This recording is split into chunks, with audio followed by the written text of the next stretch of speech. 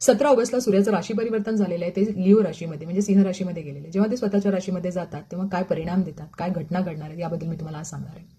सूर्यग्रह हा जेव्हा वर्षातून एकदा स्वतःच्या राशीमध्ये म्हणजे सिंह राशीमध्ये किंवा कन्या राशीमध्ये जातो तेव्हा पितृपक्ष सुरू होतो. पण यावर्षी सूर्य हे स्वतःच्या राशीमध्ये गेल्यानंतर काही दिवसातच पितृपक्ष सुरू होतो. त्याचबरोबर 7 तारखेला ग्रहण आहे आणि सूर्य हे एकटे बसणार नाहीये सिंह राशीमध्ये, तिथे ऑलरेडी केतू आहे. केतू आणि सूर्य यांची युती झाल्यानंतर हा योग इतका खास चांगला मानला जात नाही, कारण इथे सूर्य आणि केतू हे शत्रुग्रह आहे. सूर्य हा जर तुम्ही बघाल तर प्रतिष्ठा देणारा, ज्ञानी, त्याचबरोबर सरकारला दाखवतो, त्याचबरोबर थोडासा सात्विक इगो दाखवतो. त्यामुळे सूर्य इथे सात्विक इगो घेऊन बसलेला आहे, तर केतू आहे ते निगेटिव्ह इगो घेऊन बसलेला आहे.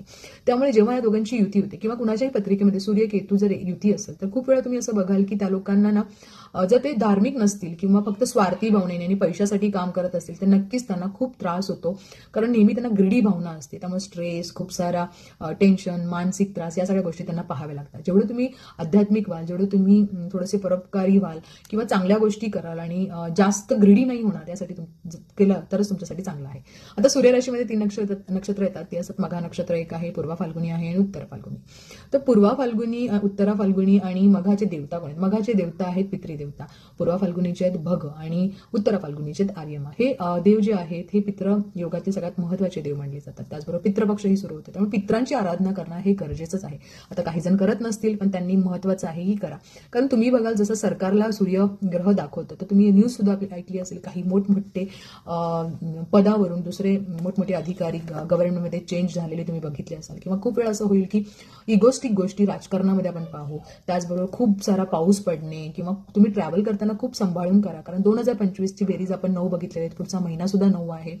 तर या सगळ्या गोष्टी थोड्याशा त्रासदायक होऊ शकतात. त्यामुळे मग तुम्ही ज्याला म्हणजे बोटीने प्रवास करताय किंवा विमानाने प्रवास करताय किंवा रोडने करताय किंवा ट्रेनने करताय, मी सांगेन की प्लीज स्वतःची काळजी करा. काही उपाय तर मी तुम्हाला देतच आहे, तेही करा. सगळ्यात महत्वाचं म्हणजे उपाय मी तुम्हाला हे सांगेन की आदित्य हृदय स्तोत्र करा. पित्र पक्ष होणार आहे तर पित्रांचं तर्पण करणे, पित्रांची आराधना करणे, त्यांना ग्रेट थँकफुल राहणे. त्याचबरोबर जे तुमचे कुलदैवत आहे, कुलदेवी आहे त्यांची आराधना करणे. बाहेर जाताना थोडंसं गुळ आणि पाण्याचं सेवन नक्की करा आणि मगच बाहेर पडा. त्याचबरोबर विष्णू सहस्त्रनाम नेहमी ऐका. खूप चांगल्या गोष्टी तुम्ही अशा केल्या तर स्वतःचं रक्षण होईल, चांगल्या गोष्टी होतील. तर हे थोडंसं असं काही गोष्टी होणार आहेत तर नक्की तुम्ही स्वतःची काळजी घेणं जास्त गरजेचं आहे. पाऊस खूप पडणार आहे, काही घटनाही घडतील, भूकंप होणे किंवा पूर येणे किंवा अचानकपणे काही रस्ते कोसळणे किंवा पूल कोसळणे याही गोष्टी होऊ शकतात. सो स्वतःची काळजी घेणे सगळ्यांनीच घ्या. ॲक्सिडेंटचे सुद्धा योग आहे. सो बेस्ट ऑफ लक आणि उपाय नक्की करा.